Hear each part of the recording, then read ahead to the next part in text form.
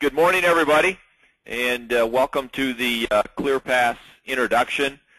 On the GoToWebinar panel on the side of your screen there, feel free to ask questions, or if you want to chat, you can't hear me or have questions, feel free to use that as we go along.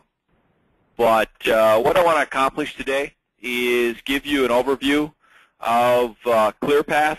Many of you are probably familiar with the ClearPAS that we've had for a couple years, and now we're moving with an integrated access control platform to integrate in with the ClearPAS product. So I'm going to go at a high-level overview of the technology that is used in this access control solution.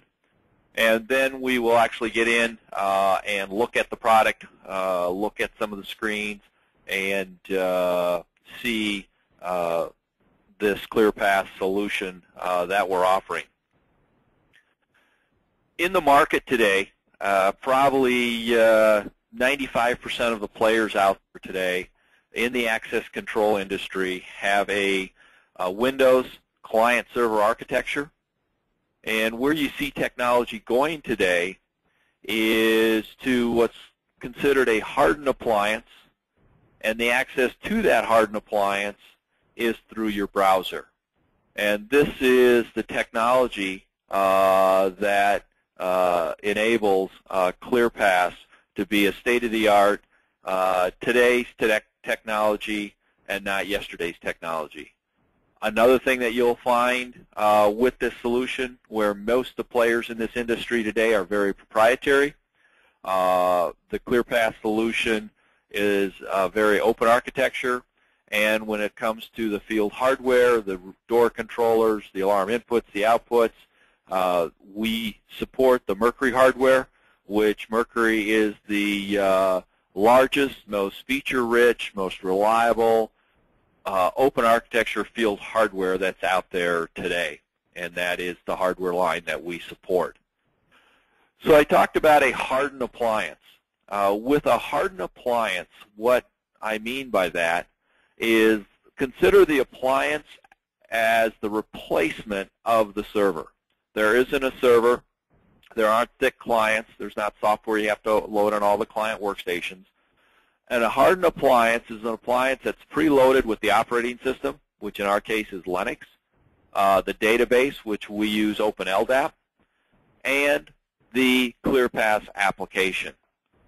This is loaded when you receive it.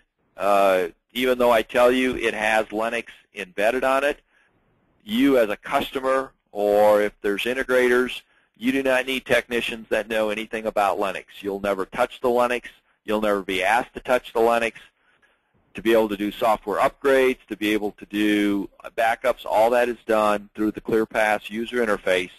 And this appliance is hardened so that you cannot get access to that, which is a huge safety, security advantage over those Windows solutions. The ClearPAS, yes, we do access control, our monitoring, but we also have an identity management module seamlessly integrated into the access control. So if you also want to do ID management, print out badges for contract workers, your employees, that is all part of the suite of software that we have. And video integration. Integrating with the ClearPAS video, along with some other players too that we'll have integration with. And then the last bullet there, where it talks about the physical and logical security convergence.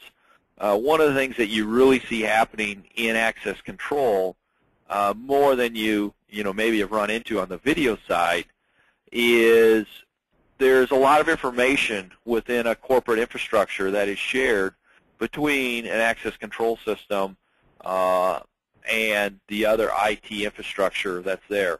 For example, within an access control system, we need all the personnel information as far as names, departments, divisions for all the employees, contract workers, maybe even some visitors that are on site quite often. Well, a lot of times that information resides in an HR database, or today a lot of times it resides out in Active Directory. So we have a collaboration tool set to be able to bring that information in so it doesn't have to be fat-fingered in more than once, or maybe even with a time and attendance system.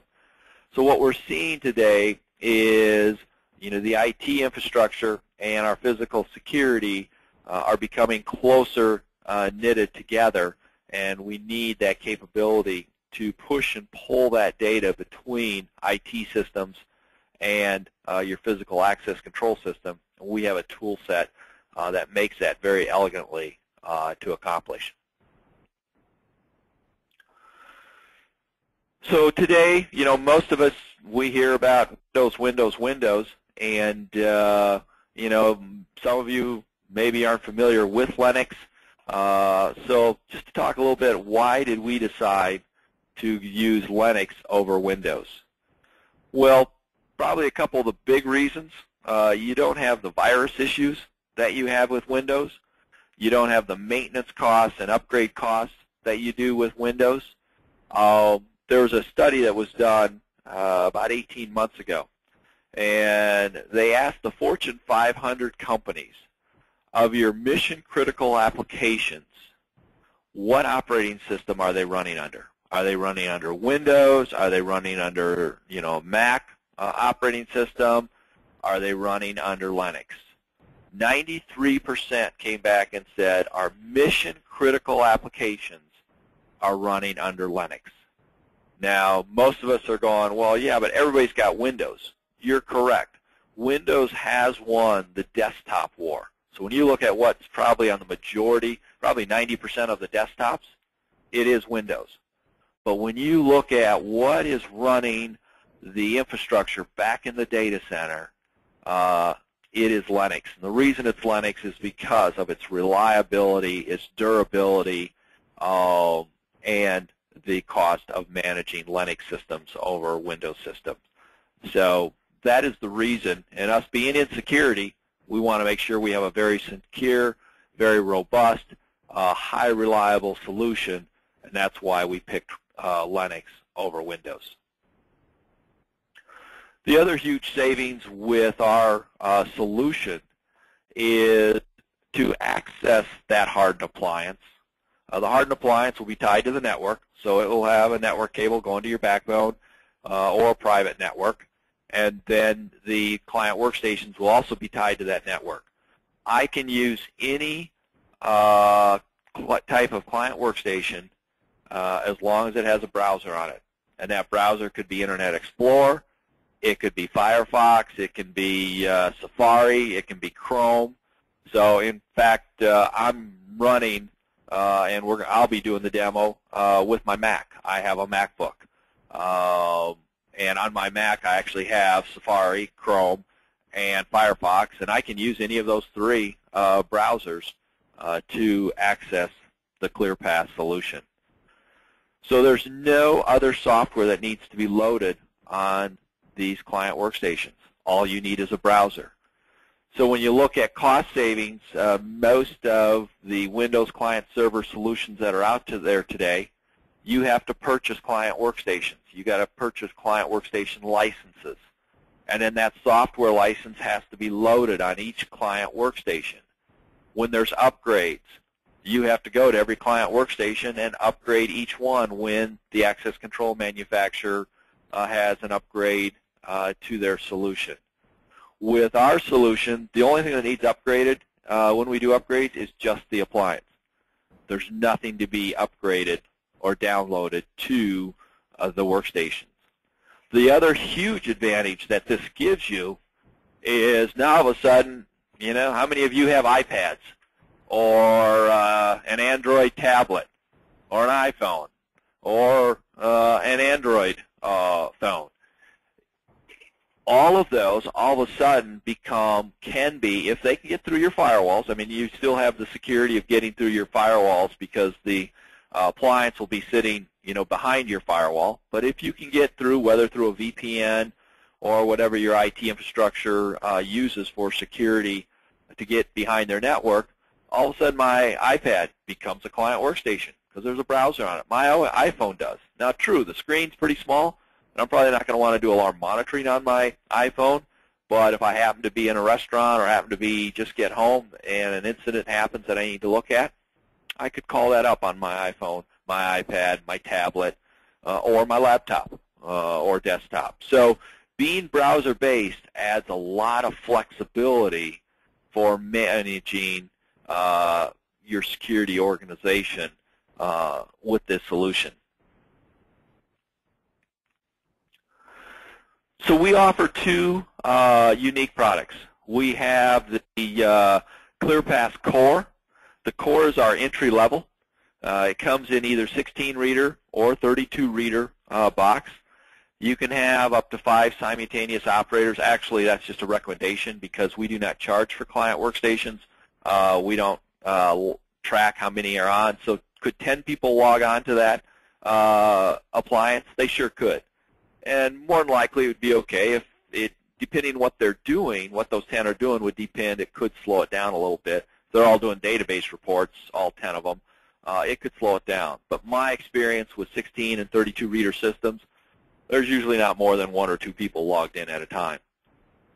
It will hold 2,000 identities or card holders, so you can have up to 2,000 card holders, and it stores on the appliance 1 million events.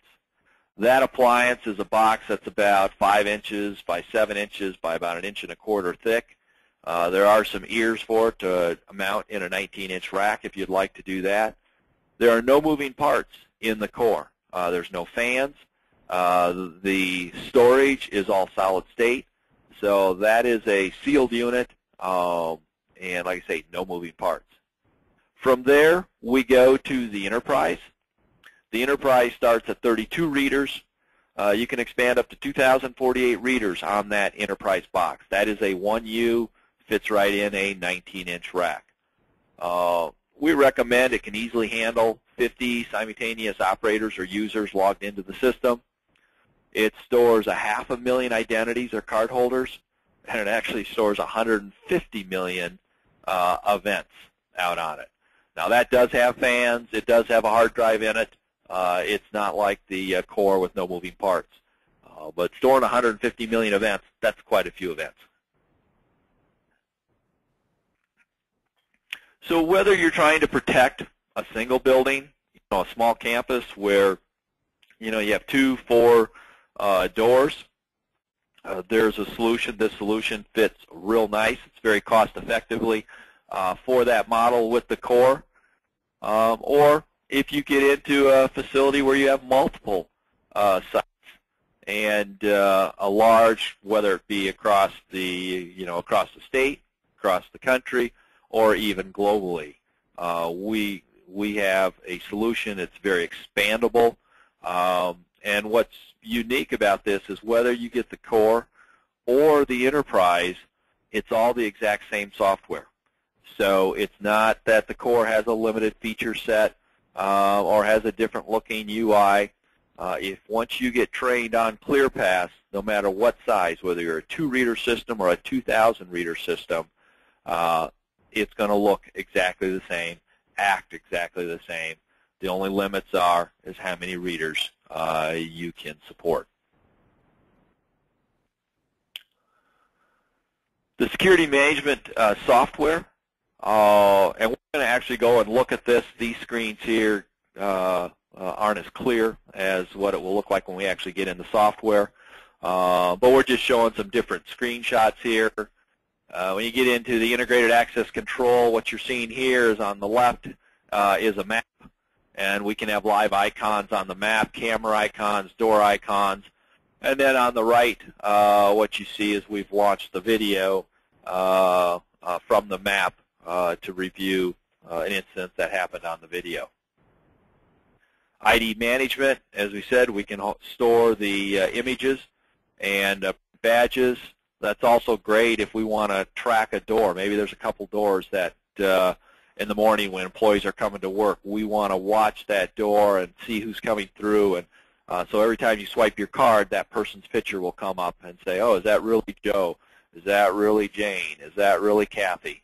Oh, so we call it, it's like a swipe and show. But with those pictures in the database, they can be used for not only printing out badges, but if you want to actually watch a door and watch the people that are going through to make sure people aren't passing their badges among one another. Here we actually had, we're showing a alarm, and the alarm, the cameras on the bottom came up responding to when that alarm took place with the video integration. I mentioned a little bit earlier about collaboration. One of the things that you see, as I said earlier, with access control is we need to push and pull data between systems. And a lot of times we're bringing in a cardholder information from an HR system or Active Directory. And then a lot of times they want us to push some of the events out to other systems. There's now today a number of IT monitoring systems out there that monitor networks, that monitor, their data farm, their server farm. And what can happen is they say, you know what, I already have a NOC set up in my IT department. I want my physical alarms to be sent over to that monitoring package because we just want to monitor all of our alarms within our corporation, in one area. We have the capability of doing that. So whether you need integration with Active Directory, Oracle, SQL, whether you want to push events out to software packages like ArcSight or Splunk, or whether you want to send them out in a generic XML, syslog, SNMP, or if you're doing a takeover. One of the things with using the Mercury hardware is the companies that use Mercury hardware like Linnell, like Honeywell ProWatch, Open Options, if the customer wants to move to a current technology, they can save all their infrastructure that they've invested in the field hardware, and we can replace that. And with the ProWatch and Linnell database, we can bring that in directly from their database into ours through our collaboration platform.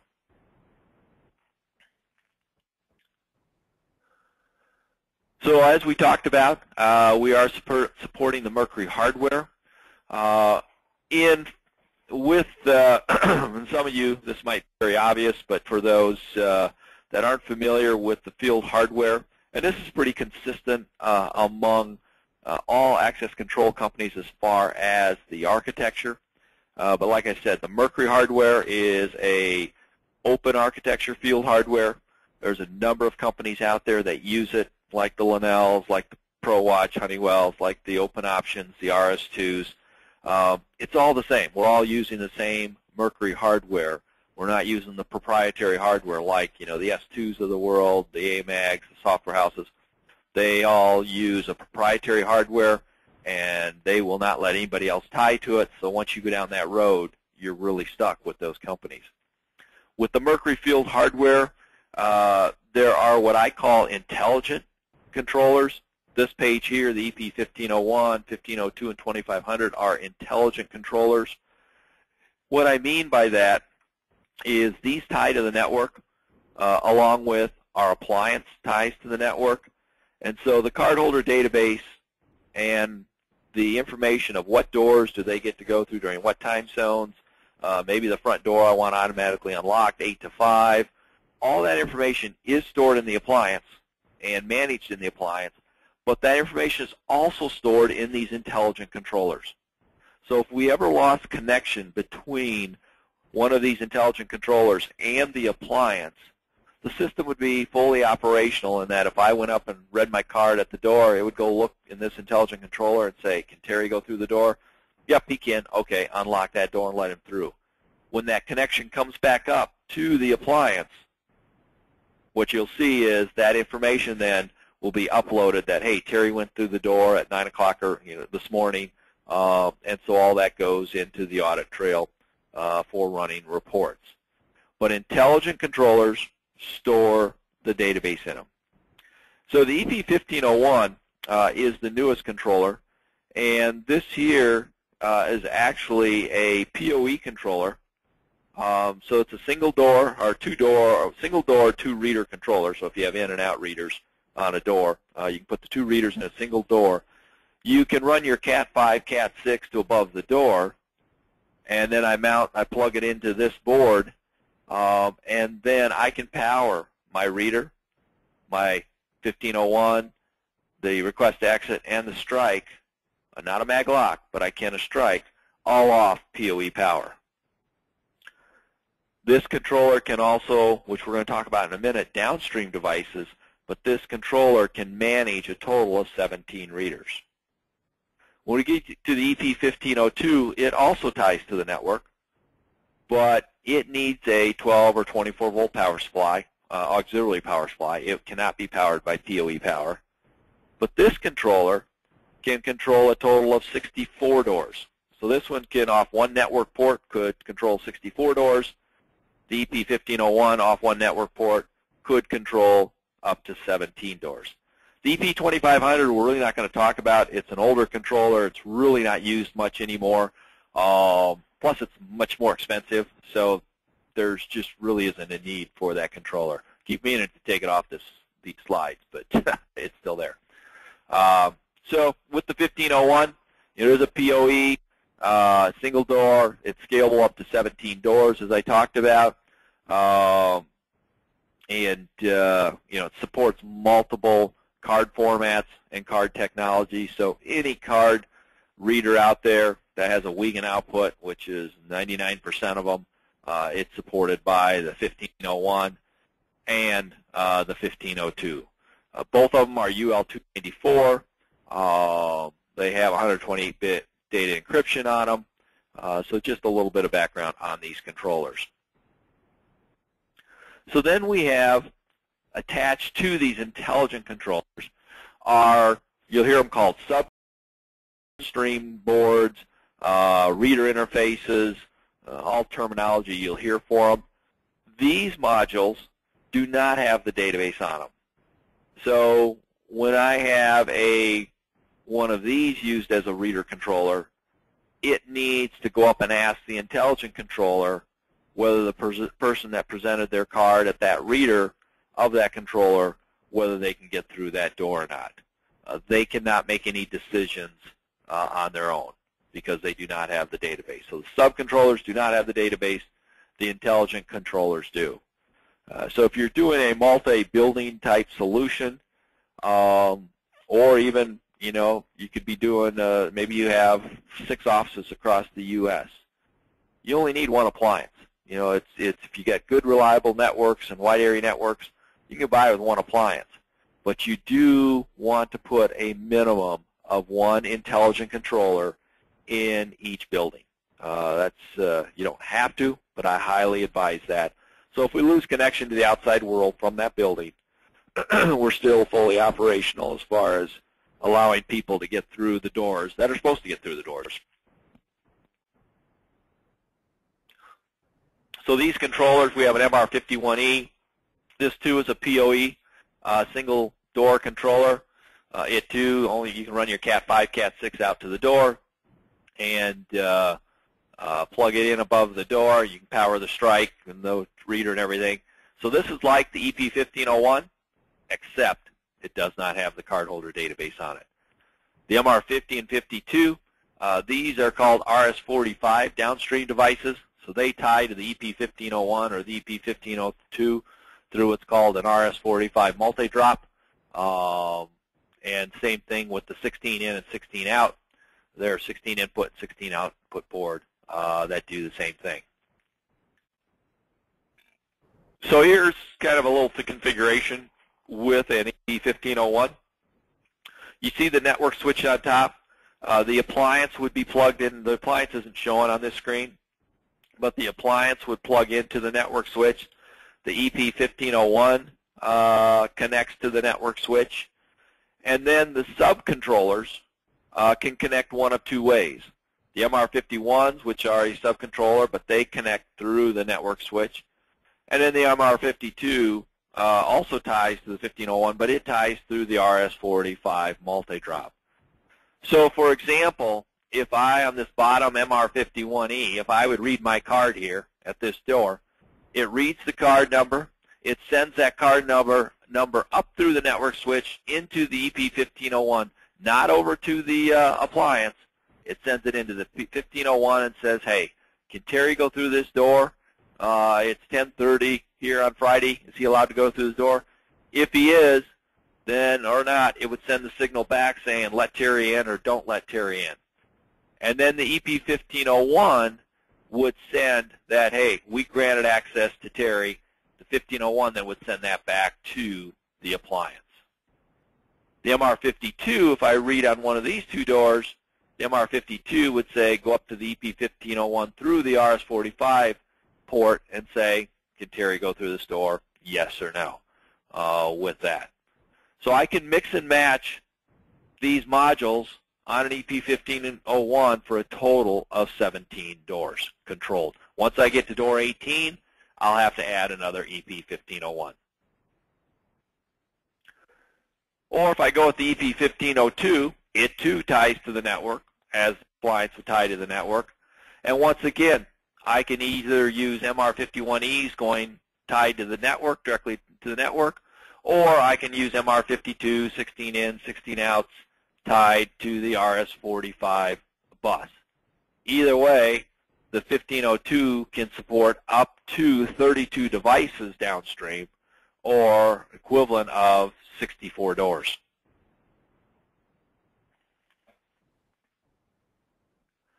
So here's just a couple diagrams showing, again, here we're actually showing the appliance tied to the backbone.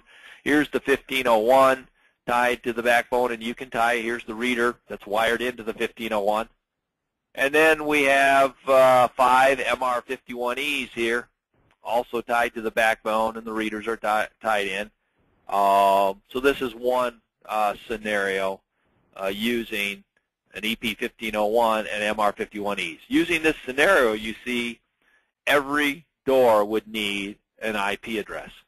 Sometimes IT will come back and say, I can't give you an IP address for every door. I've already had to give you one for every camera. Now you're expecting one for every door?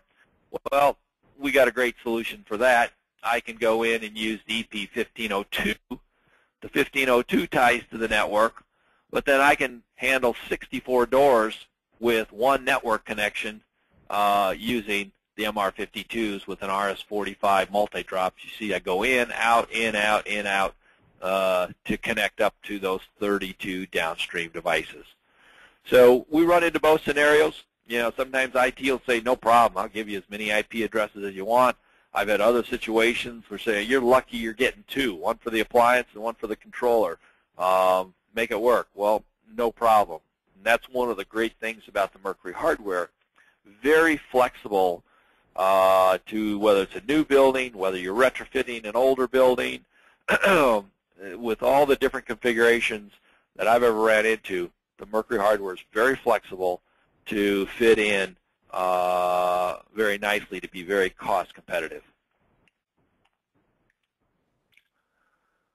And here, these are just some of the companies that use the Mercury hardware. Lenel, Quintron, RS2, Open Options, Imron, Honeywell, Identicard started using it.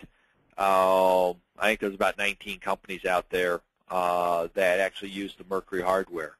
So it's a lot of opportunity to take systems over.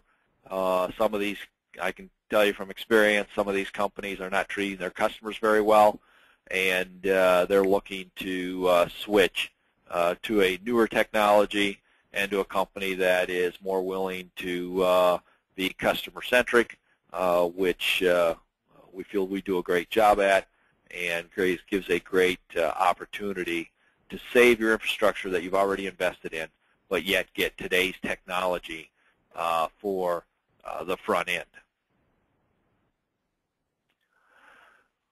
This right here is kind of a busy diagram, but the idea of this is, on that corporate backbone, you have, yes, we have our access control, we have our video, but also your HR databases out there. So as we talked earlier, we're going to use the collaboration to bring that HR database into our appliance.